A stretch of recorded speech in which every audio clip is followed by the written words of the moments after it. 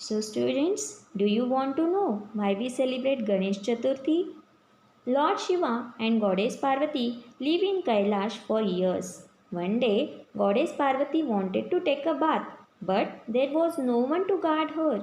She created an idol of a boy with turmeric, infused life into him. She asked her son to not let anyone enter the house while she was taking bath. Meanwhile, Lord Shiva returned home, but the boy wouldn't let him in. Angered by the adamant boy, Lord Shiva sheared off his head with his trishul.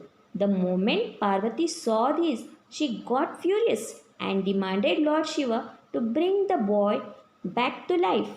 Lord Brahma advised to replace the boy's head with any creature who was sleeping with its head toward the north. Ultimately, the boy's head was replaced by the head of an elephant and he was called Ganesha. Ganesh Chaturthi marks the birth of Lord Ganesha and is celebrated with great devotion. Another speciality of this festival is that the immersion of the idol of Ganeshji is celebrated with same enthusiasm with which he was greeted. This practice of immersing Lord Ganesh has been going on for many years.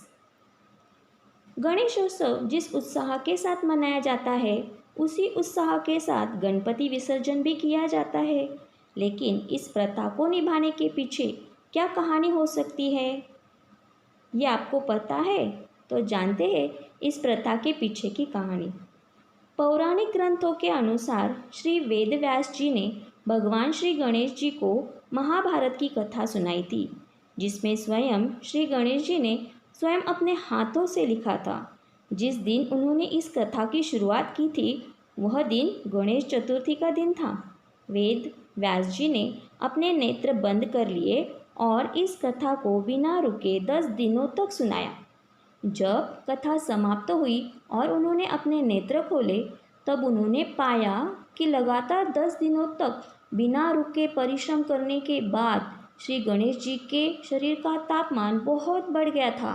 यह देखते ही वे तुरंत गणेश जी के नज़दीक गए, एक झील पर लेकर गए ताकि वहाँ गणेश जी के शरीर को शीतल किया जा सके। वह दिन अनंत चतुर्दशी का दिन था और तब से गणेश जी को शीतल करने की प्रथा शुरू हुई।